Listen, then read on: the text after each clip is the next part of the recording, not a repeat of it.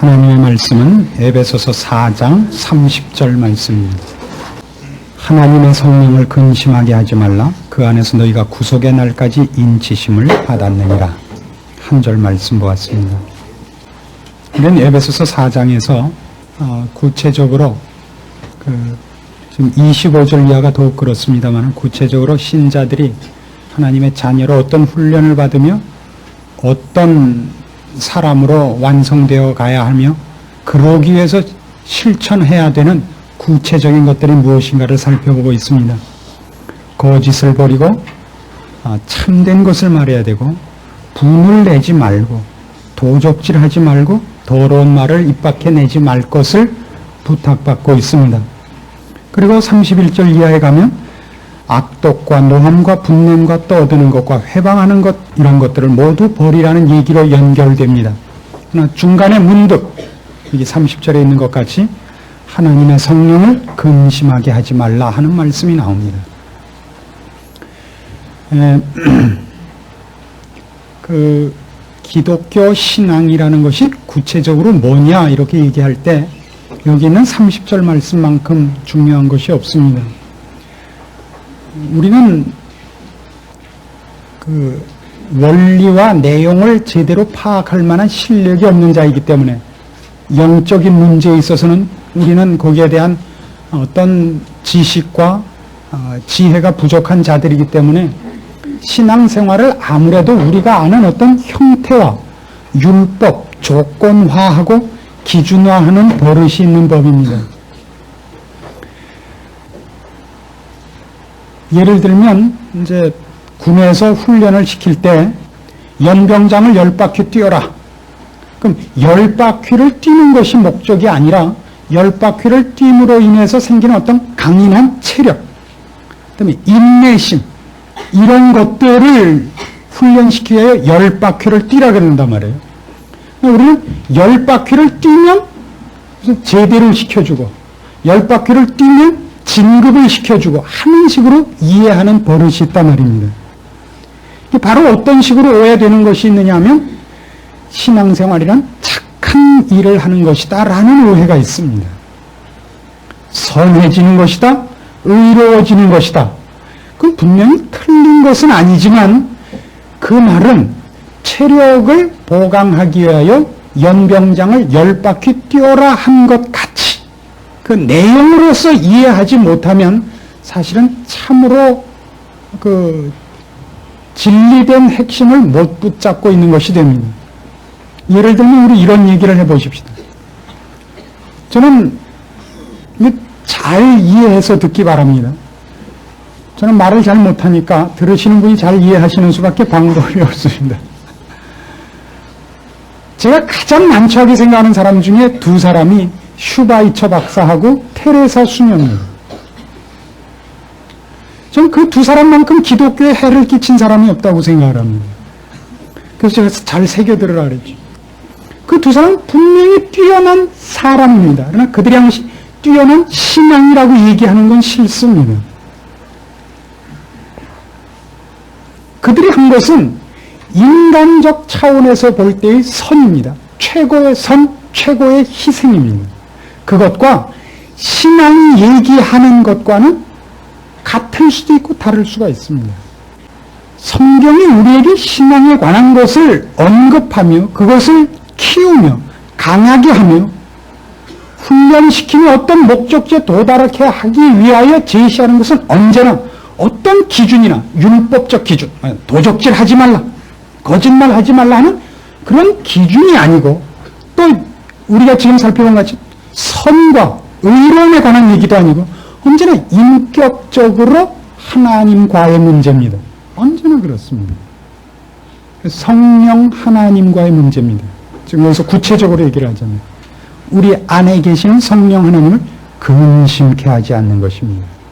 여러분, 공부를 잘한다는 것은 어느 경우에나 옳은 것입니다. 국민학교 때 공부 잘해야 되고 중학교 때 잘해야 되고 고등학교 때 잘해야 되고 대학교 때도 잘해야 됩니다. 근데 이런 식으로 생각을 해보십시오. 제가 알고 있는 어떤 선배 목사님이 자기 가정 얘기를 이렇게 한번 간증한 적이 있어서 제가 인용을 하고 싶습니다. 7 형제, 7 아들을 둔 가정이었는데 그 간증을 저한테 얘기해 주신 분은 그 7 형제 중에 막내셨습니다. 그분이 고3 때인데, 그러니까 위에 형님들은 다 이제 뭐 가정도 꾸리시고 안 꾸린 분도 바로 위에 형님 뭐 있고 했을 때입니다만, 아버님이 어떤 직장을 다니시다가 어느 날 갑자기 집에 쌀 10가마를 사갖고 들어오시더니 나 오늘 사표 내고 왔는데 나 목사하겠다 그러시더라고요. 온 집안 식구가 말렸습니다. 왜 그랬을까요? 너무나 뻔하지 않습니까? 연세가 환갑이 다 되신 분이 이제 와서 갑자기 직장 내던지고 와서 나 목사하겠다. 그분이 교회 장로님이셨기 때문에 그 아들 중에 하나는 목사를 시키자 그랬고 막내 아들은 목사를 시키기로 집안에서 다 합의가 돼 있고 그 막내 아드님도 합의가 돼 있어서 고3인께서 졸업하면 신학대학을 갈 것입니다. 또 신학대학원도 하실 거고. 그런데 갑자기 어느 날 아버님이 쌀 10가마 지고 와서 풀어놓더니 난 이제부터 모른다. 나는 신학교 가겠다.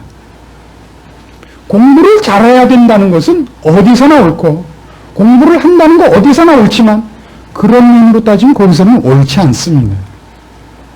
물론 특수한 상황이었고 이것을 일반화해서 얘기를 하니까 옳지 않다는 예를 드렸지 그 개인으로서는 옳은 결심이었다는 것이 나중에 드러났습니다. 만약 우리가 일반적으로 얘기를 하자면 이런 문제들은 얼마나 답답한 일입니까? 테레사 수녀나 슈바이처가 가서 했던 일들은 인간이 만들어낼 수 있는 선과 아름다움의 최고의 극치지만 그것이 하나님께서 요구하는 것이며 하나님이 원하는 것이며 말하자면 영적인 문제에서도 동일하고 하나님의 뜻과 부합하는 것이냐 하는 건 모릅니다. 우리가 그분들을 존경하는 건 우리의 기준 아닌가요? 그들의 욕심을 버리고 희생하며 남을 위해서 애썼다는 걸 우리가 박수치는 것이지 하나님이 박수쳤느냐 하는 건 우린 모릅니다. 가끔 신자들 중 이런 신자가 있습니다. 패배를 극복하는 비결, 축복을 받는 비결, 이런 성경 공부를 하고 또 그런 것을 남에게 가르쳐주기도 하는 사람들을 봅니다. 아들이 학교에 붙는 비결, 이건 지난주에 우리 장로님이 가르쳐준 겁니다. 비결이 뭐였죠? 공부 열심히 하는 거였습니다. 아무나 하는 거 아닙니다. 그런 법이 없답니다. 성경에는. 성경은 분명히 우리에게 어떤 문제가 생기면 어떻게 해결하고 어떤 문제가 생기면 어떻게 해결하라고 언급된 일들이 없습니다. 성경은 방향성에 관한 얘기를 하고 목적지에 관한 얘기를 하는데 그것이 그 사람이 선 위치와 그 사람이 선 수준에 따라서 다르게 적용돼야 된다는 것을 얘기하고 있습니다. 누구에게는 열심히 공부하는 게 옳듯이 누구에게는 열심히 자는 것이 필요한 때가 있습니다.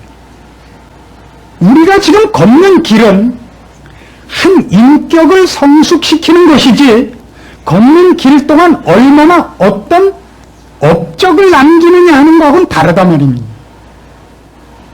학력을 나중에 경력에다 쓸 것도 아니고 그동안 무엇을 했음을 쓰려고 하고 있는 것이 아니라 하나님은 우리를 목표로 하며 우리만을 대상으로 해서 이 인생길을 걷는 동안 어떤 완성의 길로 우리를 몰아가고 계시는 겁니다. 그것이 신앙생활입니다. 그러니까 말하자면 여기 있는 얘기들, 지금 나온 모든 얘기들을 생각하셔야 돼요. 에베소 4장 25절에서 9절까지 있는 얘기들. 거짓말을 하지 마라. 분을 내지 마라. 도적질 하지 말라. 이런 것들은 어떤 차원에서는 그것 하나로 지금 율법이고 기준인 것이 아니다 말입니다. 그런 것들은 꺼내놓고 우리가 형태화시켜서 얘기를 하자면 가장 대표적으로 하나님의 성품과는 안 맞는 것이다 이겁니다.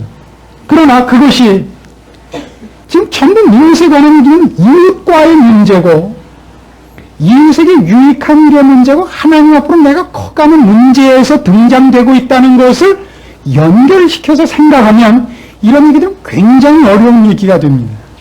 이런 생각을 하십시다. 저는 여러분이 지금부터 하는 얘기를 알아듣지 못할지도 모른다는 그런 걱정이 있습니다. 틀림없이 못 알아들을 것입니다. 그러나 알아듣기를 바라면서 이 예를 듭니다. 예전에 대부라는 영화가 있었습니다.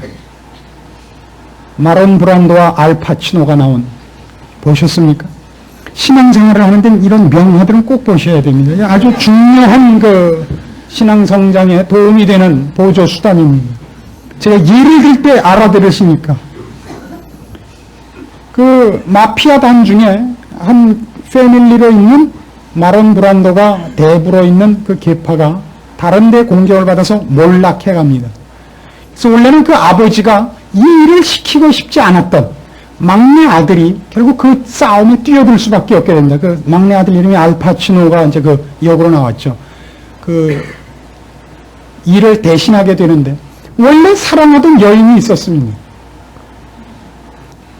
이 여자가 나중에 보니까 결혼해보니까 이 남자가 그 집안 사람이긴 해도 그 일에 끼어들진 않을 줄 알았는데 그 일에 끼어들게 되고 굉장히 이제 실망을 하게 됩니다. 이 알파치노의 여동생이 있는데 그 여동생 남편 되는 자가 여동생이었는지 누나였는지 그건 잘 모르겠습니다. 하여튼 영어로 하면 시스터가 있었는데 그러면 간단하니까 그 누이의 남편이 다른 사람의 사주를 받고 이 알파치노의 큰 힘을 죽게 하는 함정을 만들었던 일이 들통이 나서 알파치노가 죽입니다. 자기 매부를. 그걸 알고 이 누이가 뛰어가고 살인자 그냥 막 아우성을 치는데 그걸 부인이 봤단 말이에요. 부인이 떨리는 표정으로 하고 정말 당신이 그랬어요. 그래서 이제 알파치노가 대답을 합니다. 당신 사업에 끼어들지 말랬잖아. 그러니까 부인이 훨씬 의심을 하게 됐잖아요. 이번 한 번만 대답해 줄 거야. 부인이 의심이 가득하고 공포에 떨면서 묻습니다. 당신이 정말 했어요? 알파치노가 가장 진지한 표정으로 대답을 합니다. 아니. 이게 거짓을 버리고 참된 것을 말하는 겁니다. 그거 봐요. 내가 못 알아듣는다고.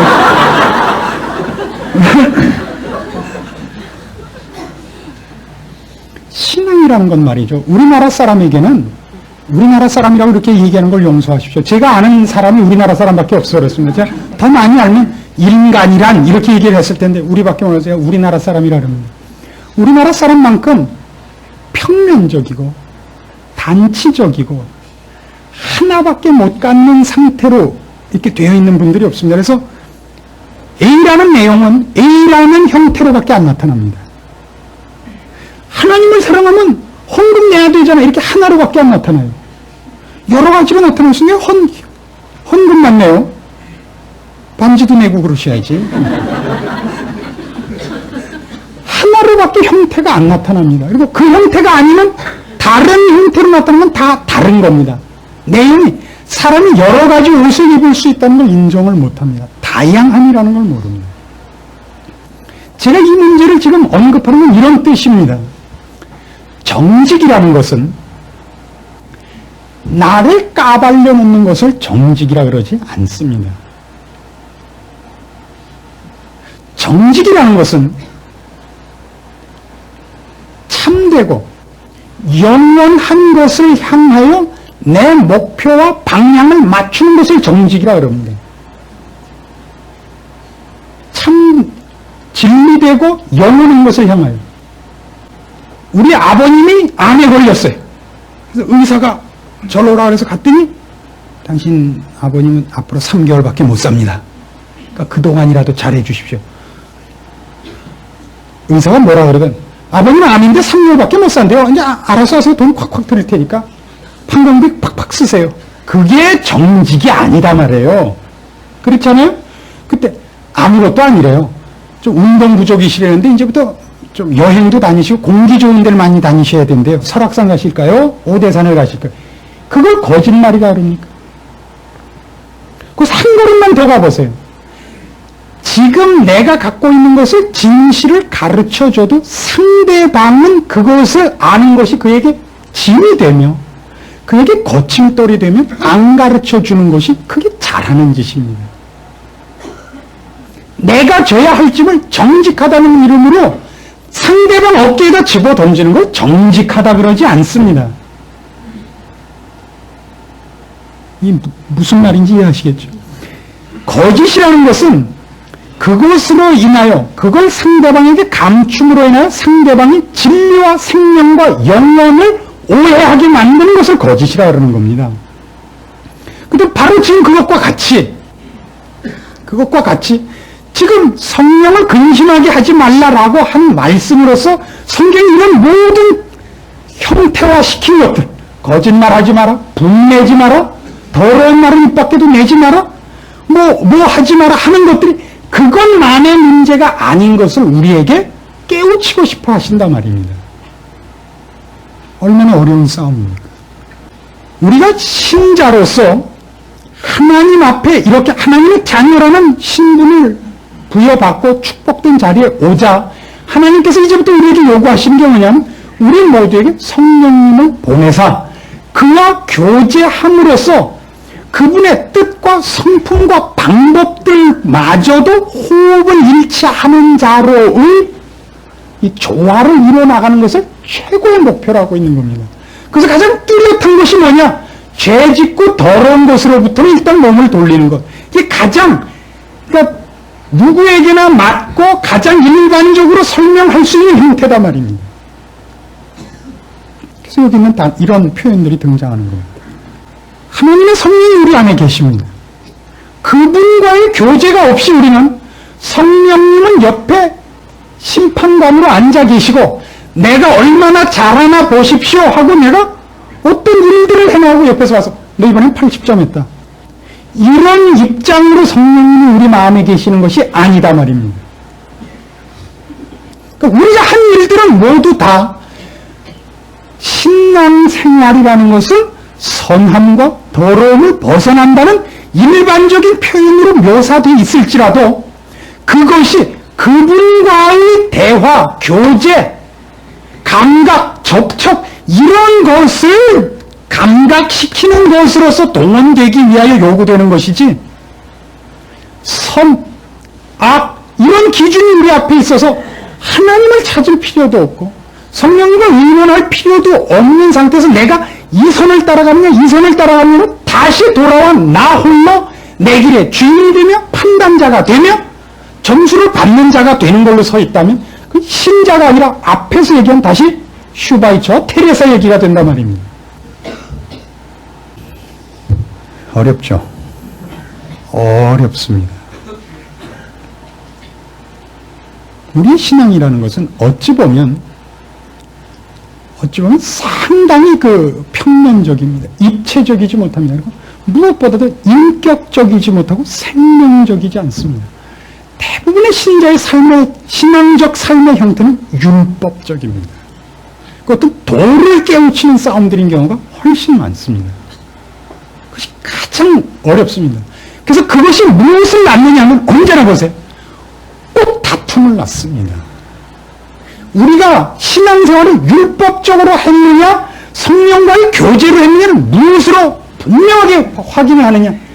난 이렇게 했는데 너 왜 이렇게 하느냐라는 틀림없는 심판으로 나옵니다. 만약 여러분이 누구를 미워하는 사람이 있고 누구를 비판하는 마음이 있다면 여러분 아직도 성령님과 교제하는 신앙생활을 하고 있는 것이 아니라 어떤 기준을 만족시키고 있고 어떤 법을 성취시키고 있는 것으로 지금 자신을 괜찮다라고 얘기하고 있는 것입니다. 아닙니다. 그건 신앙생활이에요. 잘나신 생활이지만 그건 신앙생활이라 그러진 않습니다. 물론 아니라고 얘기한다면 너무 극단적인 표현이죠. 원래 성경이 요구하는 신앙생활과 비추어 보자면 상당히 지엽적인 문제가 계시는 겁니다. 그래서 언제나 성경이 우리에게 우리가 신앙생활을 제대로 하고 있느냐 그렇지 않느냐를 꼭 무엇으로 물어보죠? 열매를 보라고 물어봅니다. 열매를 보라. 그럼 열매는 어떤 열매와 어떤 열매였죠? 성경이 두 가지 열매밖에 요구된 게 없습니다. 갈라디아서 5장에 있는 것과 같이 육체의 열매와 성령 열매입니다. 그럼 잘 보세요. 육체의 열매는 몽땅 다 어떤 거냐면 일과에 불리고 서로서로 심판하는 것입니다. 대종을 이루는 것이 육체의 열매 대종을 이루는 것이 성령의 열매의 대종을 이루는 건 뭐죠? 용납하는 것입니다. 그리고 성령의 열매가 방법적이거나 어떤 테크닉으로서 와 있잖아요. 기술로서 와 있지 않고 재주로서 능력으로서가 아니라 성품적이라는 걸 늘 기억해달란 말입니다. 그럼 왜 그럴 수밖에 없냐면 성경에서 아니라 육체라는 단어를 쓸 때는 이 원리로서 쓰이는 겁니다. 육체라는 단어는 자기의 결과에 자기의 원인이 있는 것. 자랑이 있기 때문에 심판을 하는 것입니다. 이렇게 하면 이렇게 될 텐데 너 왜 이렇게 해서 이 꼴이 됐느냐 하는 얘기를 하는 것이 육체입니다. 우리가 지금 하고 있는 신앙생활이라는 것은 우리가 갖고 있고 우리가 깨우쳤고 우리로부터 발생한 것들이 아닙니다. 인간이 하나님 앞에 제일 많이 구해야 될 게 뭐죠? 제일 많이 구해야 될 게 신령한 것들입니다. 왜요? 우리 것이 아니고 자생적이지 않고 우리가 만들어내지도 못하고 주어도 소유를 못하기 때문에 이 기도를 제일 많이 해야 됩니다. 30절 말씀을 우리 한 번 더 자세히 보시면 이렇게 말씀이 되어 있는 걸 늘 기억해 주십시오. 하나님의 성령을 근심케 하지 말라. 그 안에서 너희가 구속의 날까지 인치심을 받았느니라. 구속의 날까지 누구 안에 우리를 집어넣었다고요? 성령 하나님 안에. 성령 하나님이 우리 안에 오신 것이 하나님께서 우리를 하나님의 자녀로 출생시키사 하나님의 자녀다움, 흠도 없고 점도 없고 주름 잡힌 거나 티나 이런 것이 없는 완성된 자로 만들기 위하여 우리에게 가장 확실하게 성령님을 보내셨다고요. 성령 하나님이 우리 안에 와 계신 것. 그와의 교제, 그가 우리 안에 있음으로써 빚어지는 것이야말로 이 완성에 있어서 가장 중요한 방법이고 환경이고 조건이고 사실은 우리에게는 꼭 필요한 힘인 것입니다. 다른 어떤 것으로도 아닙니다.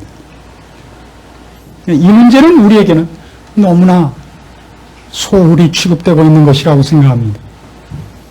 그래서 우리는 이 앞에 있는 말씀을 이제 돌아가서 하나님의 성령을 근심케 한다는 것이 무엇인가 하는 대로 뒤집어서 이제 확인해 봐야겠습니다. 신앙생활이라는 것이 성령님과의 문제라는 것을 우리가 지금 확인해 놓고 다시 이 말씀으로 돌아보면 문제는 자명해집니다. 제일 크게 근심케 하는 것은 말하자면 신앙생활을 어긋나게 하고 있는 것은 성령님이 우리 안에 계시다는 것을 무시하고 사는 것입니다. 아까도 말씀드린 것 같이 우리가 어떤 도를 깨우치며 어떤 법을 지키며 무엇을 해내는 것이 신앙생활은 아닙니다. 근본적으로 얘기하자면 그것은 왜 필요하냐? 체력을 단련하기 위하여 연병장을 10바퀴 뛰어라 하는 것 같이 거짓말하지 마라, 더러운 말을 내지 마라가 등장하고 있다니까요. 난 거짓말 안 했어. 난 11조를 냈어. 가. 지금 성경이 우리에게 요구하는 신앙생활은 아니라고요. 그런 것들은 성령님과의 교제를 위한 아주 기초적인 방법론인 것일 뿐입니다. 그렇죠? 그런 방법론을 이루고 있다고 해서 성령님 만난 것을 놓치고 있어서는 안 된단 말이에요. 그것은 다 성령님과 호흡을 맞추며 그분과 마음을 섞으며 뜻을 합하는 것으로서 제시된 가장 객관적이고 일반적인 어떤 요구들일 뿐이라고. 그걸 하셔야죠. 성령님과의 호흡을 하겠다. 우리 안에 계신 성령님의 말씀을 듣겠다. 도우심을 구하겠다 하는 것들이야말로 우리에겐 가장 필요한 것입니다. 결국 신앙생활에서의 싸움은 이것이 아닌가 싶습니다. 도를 깨우치는 싸움이냐? 우리 하나님과의 인격적인 교제냐의 싸움입니다. 도를 깨우치는 싸움이면 기도도 이런 식이 됩니다. 주문이 됩니다. 기도도. 기도라는 것이야말로 얼마나 기독교 신앙을 가장 잘 표현하는 것입니까? 기도란 대상 없이 할 수 없는 것입니다. 대환대요. 도움을 요청하는 것 아닙니까?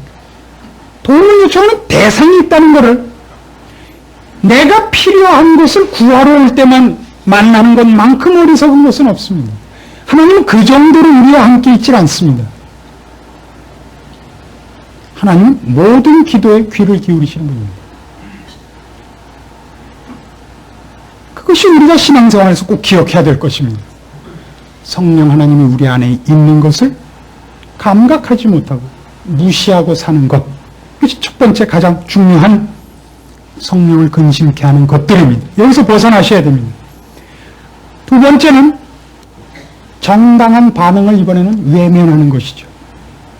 마음으로 분명히 아는데 이것은 죄다, 이것은 하나님이 싫어하신다 아는데 하나님이 이렇게 해야 된다 가르쳐 주었는데 우리가 거부합니다.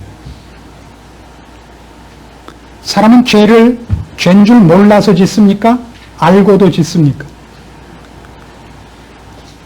손들라 그러면, 그래도 어디 가서 누가 손들라 그러면 몰라서 짓는다 그러셔야 됩니다. 그렇죠. 사람이 사회적 체면이 있지. 알고도 짓는다 그러면 뽀록이 나잖아요. 내가 누군지가. 사람은 죄를 알고도 짓습니다. 사람은 참 흉악한 존재입니다. 우리 성령님이 우리 안에 있는 줄 내가 몰라서, 깨닫지 못해서, 이걸 몰라서라고 쉽게들 얘기합니다. 제가 벌써 이런 얘기를 여러 번 했는지 모르겠습니다만, 현대 기독교에는 최고의 약점이 뭐냐? 깨닫는 기쁨으로만 가고 있는 거죠. 하나도 안 써먹을 거예요. 깨닫는 기쁨. 이런 사람하고 똑같죠. 돈 모으는 재미로 돈 버는 사람. 세상에 안 됐죠. 어떤 재벌이, 미국에 있는 어떤 재벌이 이발소에 가서 이발을 하는데 아주 싸구려 이발관에 가서 이발을 하니까 이발사가 그저 입은 옷을 보거나 뭘 보거나 다 빈궁한 자인 줄 알았단 말이에요.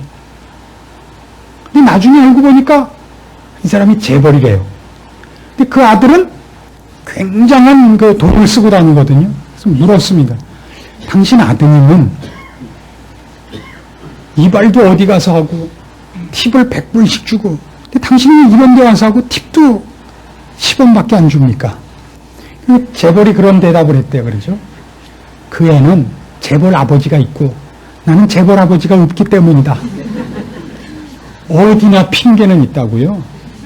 사람은 지가 하는 일에 대해서는 다 정당한 핑계가 있습니다. 다 옳습니다.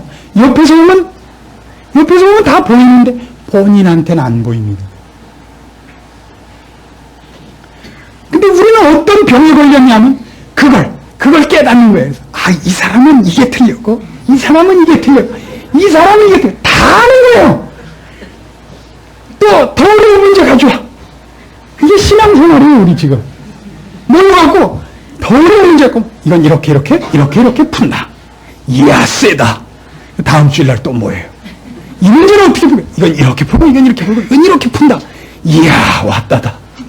또 헤어지고 또 다음 주일날 해서 이건 그럼 어떻게 풀고 이렇게 해서 이렇게 풀면 이렇게 된다. 이야 머리퀴 4자리다. 아닙니다. 우리 지금 그렇게 되어가고 있습니다. 살질 않고 있다고요. 그래서 여러분이 실제적으로 신앙생활을 해보시면 사실은 신앙생활이라는 것은 남을 비판할 틈이 없다는 것을 발견하게 됩니다. 왜냐하면 자신을 고치는데도 이 일생이 모자라기 때문입니다. 얼마나 우리는 우리 하나를 고쳐내기가 어려운지 모릅니다. 그래서 신앙생활을 율법적 차원에서 하고 있고 육체적 차원에서 하고 있으면 언제나 다른 사람만 눈에 보입니다. 제대로 신앙생활에 한번 들어가 보십시오. 자기밖에 안 보입니다. 제가 이 말을 하니까 제가 여러분을 향해서 뭐라 그런다고 생각하지 마시오. 제가 지금 저보고 그러는 거예요. 제 앞에 여러분이 보이질 않습니다. 지금. 말하자면 일종의 혼자 톡백 및 고백적 감정을 하고 있는 겁니다. 사람이 자기밖에 안 보이는 겁니다. 왜 이런가? 그래서 성경에 기록된 이런 말씀이 그렇게 은혜가 되는 겁니다. 하나님께서는 통회하는 마음을 멸시치 아니하십니다. 하나님이 구하시는 제사는 상한 심령입니다. 그런 말씀이 들어오는 겁니다. 믿는 자에게 능치 못할 일이 어디 있냐, 이런 유치원 다닐 때 하는 거예요. 그건 써먹을 틈이 없어요. 저를 음부에 버리지 마시옵소서. 저를 무덤에 내버려 두지 마시옵소서. 주는 자비하시니이다. 하나님 그렇습니다. 그 옆에 저도 누워있으니까 얘 데려갈 때 저도 같이 같이 데려가 주십시오. 얘는 다윗이죠, 그때. 그 신앙인이 제대로 신앙생활을 해보면 깨닫는 자기입니다.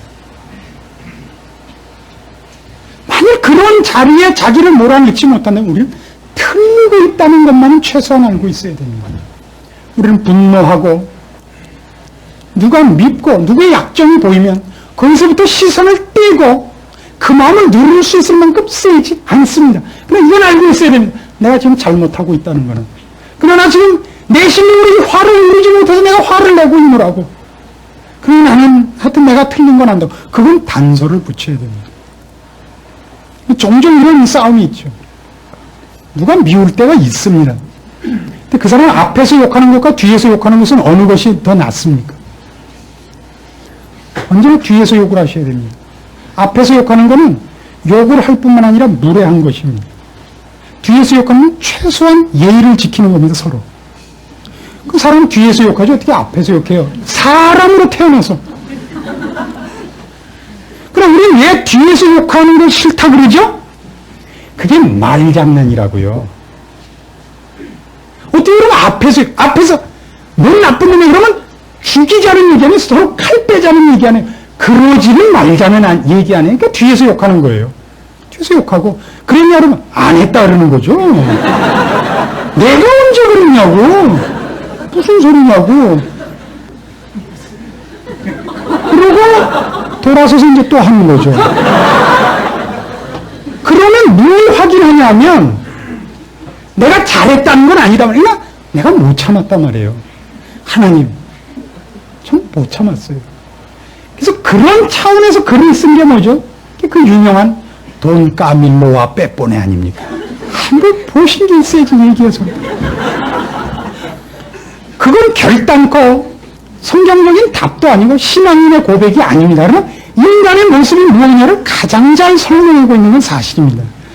그걸 여러분이 인정 못하면, 지금 이거 인정하라는 건 우리는 약한 자라는 얘기입니다. 이걸 인정 못하면 우리는 나는 사랑하려고 그랬는데 당신을 내가 미워할 수밖에 없었던 건 나한테 책임이 있는 게 아니라 당신한테 책임이 있었다 이거예요. 내가 이렇게 사랑의 마음만 갖고 있으려고 그랬는데 내가 화를 냈다면 그건 전적으로 당신 책임이다 이거예요. 그렇게 돼요. 그럼 내가 그 사람에 대해서 화를 낸 것이 어떻게 내가 죄를 짓지 않고 정당한 화일 수밖에 없었는가를 옆 사람들이 자꾸 설명을 해야 돼요. 그거는 아닙니다. 우리는 그렇게 세지 않습니다. 우리는 누구에게 화를 냅니다. 밉습니다. 그것이 내가 잘못하는 줄 아셔야 됩니다. 왜 이런 얘기를 하냐면 신앙생활을 해보면 이게 우리의 현실이거든요. 지금 이런 말씀을 드린 적이 있습니다. 사람이 정말 화가 나면 기도할 틈도 없습니다. 정말 화가 났을 때는 제일 소중한 게 뭐냐면 그걸 폭발할 시간을 빨리 지연시켜야 됩니다. 폭발을 일단 막아야 됩니다. 저는 그 폭발을 막는 방법 중에 하나로 당구를 친다. 예전에 그랬어요. 예전이에요. 지금이 아니고. 그 예전이 뭐 몇 달 안 됐습니다만은. 그때 어떤 분한테서 항의 전화가 왔습니다. 목사님 그 설교하는 바람에 우리 남편 배렸다 이거예요. 어떻게 버리셨습니까? 남편이 옛날엔 좀 교회 나오면서 좀 술을 좀 덜 끊어오시더니 갑자기 여기서 와서 그냥 옛날 걸 여태껏 아는 거 한꺼번에 다 하시더라고요. 당신 그러면 되겠어? 무슨 소리입니까? 목사님도 정말 못 참을 때 당구로 푼다 이거예요. 평신 내가 못 참을 때 술로 푸는 거 당신 이해해야 된다 이거예요. 그런 말로 한 거 아니라고요.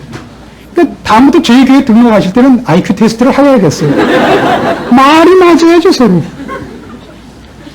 사람이 이렇게 약하단 말이에요. 약하단 말이에요. 그러나 약한 것을 난 약해 이러면 그건 사람이 아니죠. 난 약해 덤빌래는 덤벼 이건 아니죠.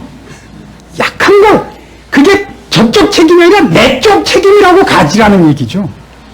나는 오늘 결국 이거 풀 방법 없어 난 당구 치고 말았다. 나는 참 목사도 아니다. 난 먹사다. 나는 인간도 아니다. 그걸 못 참았구나. 샹. 그노래는 거지. 그리고 자기를 돌아보며 그래서 뭐 결국 하나님 도와주십시오. 저 도저히 못 해먹겠습니다. 저 어떻게 콱 밟아서 오징어 포를 맞는지 어떻게 해주셔. 당할 재주가 없지 않습니까? 그러려는 거지. 어쩔 수 없었어. 지금 제가 유치원하고 가르치는 건 아니지 않습니까? 말을 알아들으셔야죠. 그런 얘기들입니다. 제가 늘 우리 신앙생활의 궁극적인 목표가 어디냐, 방향이 무엇이냐를 늘 정확하게 말씀을 드립니다. 그러나 내가 저기가 목표인 줄 알고 방향을 안다고 해서 내가 목적지에 가 있는 것은 아니기 때문입니다. 이 두 개를 늘 오해하지 마십시오. 우리가 서 있는 데는 분명히 여기입니다. 그러나 내가 여기 서 있기 때문에 나는 저기 못 가라고 주저앉으면 그건 신앙도 아무것도 아닙니다.